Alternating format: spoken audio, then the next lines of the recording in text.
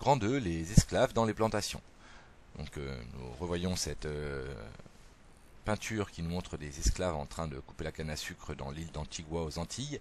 Donc on en profite pour voir à quoi ressemble la canne à sucre, avec ici les esclaves en train de la couper et le maître blanc en train de donner des ordres à un esclave africain. Donc comment les esclaves sont-ils traités dans les plantations? Nous allons prendre l'exemple d'une plantation de canne à sucre aux Antilles à l'aide du livre du manuel à tuer de 4e. Donc et nous avons complété une fiche. Donc tout d'abord un texte qui nous explique le fonctionnement d'une plantation sucrière aux Antilles. Donc nous n'allons pas étudier en détail, mais nous allons nous poser la question des différents travaux qui sont faits dans les plantations. Donc à l'aide de cette gravure issue de l'encyclopédie.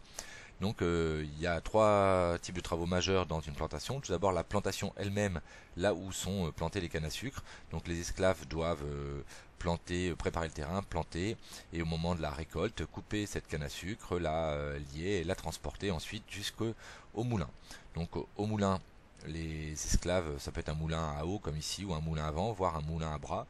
Les esclaves vont être chargés d'écraser la canne à sucre pour en retirer la sève, ce qu'on appelle le suc, qui va servir, du moins qui va être ce qui va produire le sucre ensuite. À l'aide de cette sève est emmenée ensuite à la sucrerie. Donc la sucrerie, c'est là où on trouve les chaudières qui vont servir à chauffer le sucre, pour chauffer cette sève pour former le sucre, récupérer le sucre. Ils vont ensuite le purifier pour le transformer en sucre qui va être ensuite utilisé. Donc il y a des produits dérivés de la canne à sucre, comme le rhum par exemple. Donc ces plantations de canne à sucre sont plutôt rentables à cette époque-là, puisque en général ça rapporte beaucoup plus qu'un champ qu'on trouve en Europe de la même surface. Donc le travail des esclaves est, comme on a pu le voir, déjà harassant. Le pasteur Frossard en 1788 explique que les esclaves sont réveillés très tôt, avant l'aurore, par la personne qui les commande. Ensuite, ils peuvent être déjà fouettés dès l'aurore. Ils vont travailler jusqu'à midi, où ils vont avoir 2 heures pour manger et se reposer un petit peu. Et ensuite, ils recommencent le travail à la plantation jusqu'à la nuit, et même plus tard pour ceux qui vont travailler au moulin. Donc ceux qui travaillent au moulin ou aux chaudières ont un travail très très pénible, notamment dû à la chaleur, à la fatigue. On peut voir ici le travail au moulin, dans un moulin à bras, avec des esclaves qui sont en train de tourner une partie de la journée pour qu'on puisse écraser la canne qui est mise entre des rouleaux par 2 autres esclaves. Donc le travail des esclaves est extrêmement difficile et pénible. Leur vie est également pas forcément très facile, puisqu'ils vivent dans des cases. Ici on voit des cases sur cette gravure qui sont plutôt en bon état, mais souvent les cases sont composées seulement de clay, d'un torchis mêlé de terre et de bouse. Ils vivent dans ces cases qui sont très humides, où il fait extrêmement chaud. Ils ont très peu de meubles. Leur lit est composé de planches. Les quelques meubles qu'ils ont, c'est des meubles un petit peu fabriqués de briquets de broc, avec une table, quelques ustensiles, et c'est tout. Je rappelle que les esclaves étant la propriété de leur maître, tout ce qu'ils pourraient posséder appartient à leur maître, et ils ne reçoivent pas d'argent pour acheter des biens personnels. Donc enfin, les règlements qui concernent les esclaves ont été codifiés par la France en 1685, à l'époque de Louis XIV, dans ce qu'on a appelé le Code noir, qui comporte un certain nombre d'articles qui précisent comment ils doivent être traités. Notamment, il y a une liste de châtiments ou punitions qui sont prévues selon les actes commis par les esclaves. Ainsi, un esclave qui frapperait son maître ou quelqu'un de sa famille est puni de mort. Un esclave qui s'enfuit pendant plus d'un mois va avoir les oreilles coupées, aura une fleur de lys qui va être tatouée sur l'épaule, et s'il recommence, il a carrément la jambe qui va lui être coupée. Donc ces punitions vont être faites par le maître lui-même ou par d'autres esclaves qui est sur l'ordre du maître. Donc le code noir protège également en partie les esclaves, puisque comme on le voit dans l'article 27, les esclaves qui sont trop vieux ou malades doivent être nourris et continuer à être nourris et entretenus par le maître, il n'a pas le droit de s'en débarrasser. Mais bon, on peut voir dans l'article 42 que le maître peut, s'il pense que l'esclave l'a mérité, le faire enchaîner ou le battre avec des verges ou des cordes, le fouetter en gros. Donc là, c'est si le maître le pense qu'il le mérite. Donc on voit bien que la loi n'est pas très précise et que ça laisse une certaine latitude.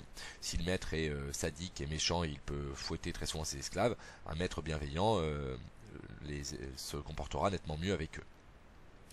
Donc les élèves de 4e doivent savoir raconter la vie des esclaves dans une plantation sucrière, donc avec 3 thèmes principaux: conditions de vie, conditions de travail, règles et sanctions. Pour chacun de ces thèmes, quelques exemples peuvent être donnés. Donc petit 2, les esclaves dans les plantations américaines. Une plantation est une exploitation agricole tropicale, donc appartenant à un colon blanc. Donc dans les Antilles françaises, pour prendre cet exemple, le nombre d'esclaves va fortement augmenter au XVIIIe siècle, puisqu'on voit ici par exemple à Saint-Domingue, donc qui deviendra Haïti au XIXe, il n'y avait que 5000 esclaves en 1700, et on passe à 480 000 en 1790, donc le nombre d'esclaves importés d'Afrique a explosé à cette période. En Martinique et en Guadeloupe, c'est relativement important également, hein, puisqu'on passe par exemple de 6700 à 85 500. Donc la population d'esclaves est devenue énorme, les plantations se sont multipliées, et on le voit dans la répartition de la population du coup dans les Antilles en 1690, puisqu'on peut remarquer que les esclaves sont ultra majoritaires dans ces îles. À Saint-Domingue, ils atteignent quasiment 90% des habitants, c'est-à-dire que 9 habitants sur 10 sont des esclaves, et le nombre de blancs est très très minoritaire, hein, que 6% seulement. Donc on voit bien qu'en cas de révolte d'esclaves, les blancs se trouvent en état de faiblesse en nombre, et ce qui peut expliquer en partie la sévérité du code noir, hein, qui doit protéger ces colons blancs. Donc on peut remarquer qu'il y a dans la population des Antilles aussi des libres de couleur. Alors qui sont-ils? Ce sont tout simplement des esclaves qui ont été affranchis par leur maître, et eux et leurs enfants vont donc devenir libres et ne sont plus esclaves. Donc avant de conclure avec le résumé, une gravure qui nous montre le travail dans une plantation de tabac, donc une des autres productions coloniales.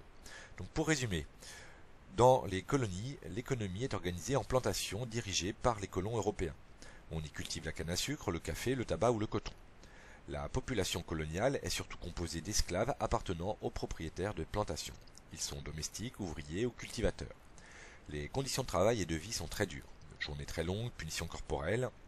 Les libres de couleur, peu nombreux, sont des esclaves affranchis, c'est-à-dire libérés par leurs propriétaires et leurs descendants.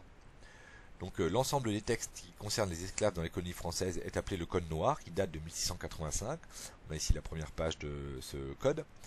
Dans la deuxième moitié du XVIIIe siècle, les révoltes d'esclaves se multiplient en Amérique, et de plus en plus d'Européens vont réclamer l'abolition de la traite et de l'esclavage. Donc parmi ces révoltes, la révolte des esclaves d'Haïti au début du XIXe siècle va entraîner l'indépendance de cette colonie, hein, puisque les esclaves vont gagner leur révolte. Ces réclamations pour abolir la traite vont aboutir, puisque au milieu du XIXe siècle, il n'y a quasiment plus de commerce d'esclaves. Et d'ailleurs, dès le début du 19e, le commerce commence à se réduire. Et l'abolition, par contre, va mettre un peu plus de temps selon les pays. Par exemple, elle n'arrivera qu'en 1848 en France, avec une loi de la Deuxième République qui a été votée à l'initiative du député Victor Schœlcher. Donc voici ici, par exemple, un sceau anti-esclavagiste de 1787, créé par la Société pour l'abolition de la traite des esclaves. Le chapitre est ainsi terminé.